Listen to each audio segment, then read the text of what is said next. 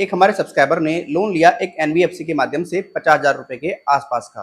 Continue payment करते थे, कोई दिक्कत नहीं थी, कोई परेशानी नहीं थी। लेकिन अचानक से जो ईएमआई है उनकी 3 से 4 डिफ़ॉल्ट हो गई। जब 3 से 4 ईएमआई उनकी डिफ़ॉल्ट हो गई तो काफ़ी समस्याओं का उनको सामना करना पड़ा। जैसे कि रिकवरी एजेंटों ने उनको कॉल करके प्रताड़ित किया और उनके पास में एडवोकेट्स के द्वारा काफ़ी लीगल नोटिस भेजे गए।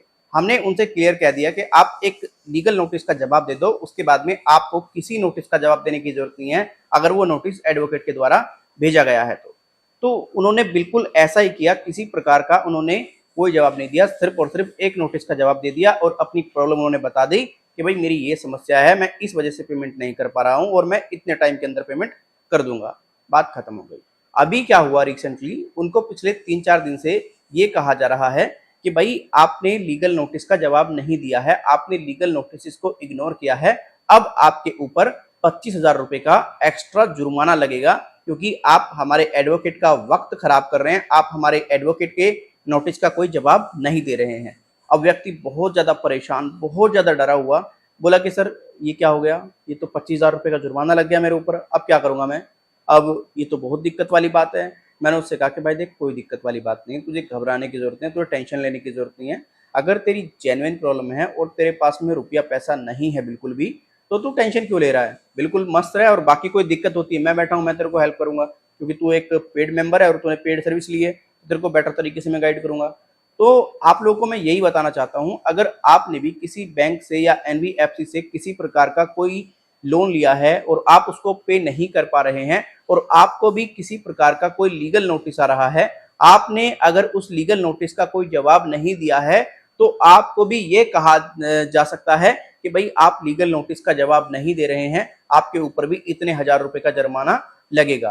अब जुर्माना लगना ये तो सिंपल सी बात है, लोगों को एक डराने का प्रयास है, धमकाने का प्रयास है जिससे कि व्यक्ति डर जाए। और काफी बैंक एनबीएफसी के रिकवरी एजेंट तो व्यक्ति से ये कह करके पैसा लूट भी रहे हैं। तो आप इस बात का ध्यान रखिए, अगर आपने किसी बैंक के माध्यम से, एनबीएफसी के माध्यम से कोई लोन लिया है और आप उसको पे नहीं कर पा रहे हैं, आपकी सिचुएशन बहुत ज्यादा खराब है, आप फाइनेंशियल वीकनेस से जूझ रहे हैं, तो आपको ये बात क्लियरली समझनी होगी, लीगल नोटिस इग्नोर करने पर किसी प्रकार का कोई आपके ऊपर जुर्माना नहीं लगेगा। बस एक बात का आपको ध्यान रखना है, आपको कभी भी अगर कोर्ट का नोटिस रिसीव होता है तो आपको कोर्ट के नोटिस को इग्नोर नहीं करना है। अगर आप कोर्ट के नोटिस को इग्नोर करते हैं तो आपके ऊपर बहुत ज्यादा प्रॉब्लम आ सकती है, आपके ऊपर बहुत ज्यादा समस्या आ सकती है और जब समस्या आएगी वो वाली, तो फिर आपको कोर्ट जाना पड़ेगा और हो सकता है आपके वारंट भी इशू हो जाए, आपको पुलिस भी अरेस्ट कर ले।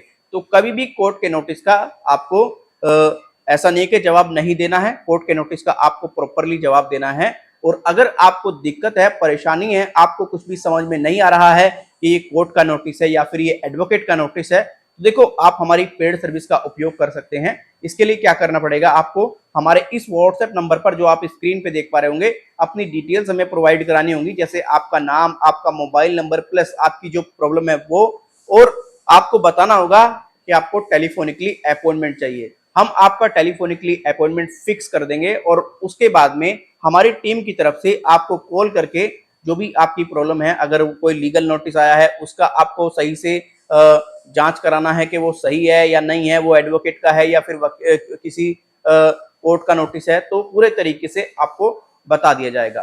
ध्यान रखें, हम कोई लीगल एडवाइजर नहीं है, ये जो जानकारी है एक सामान्य जानकारी के रूप में आपको दी जा रही है। अगर आप लीगल एडवाइजर से कनेक्ट होना चाहते हैं तो देखो हम आपको कनेक्ट कर देंगे इस व्हाट्सएप नंबर पर, आप जब संपर्क करेंगे।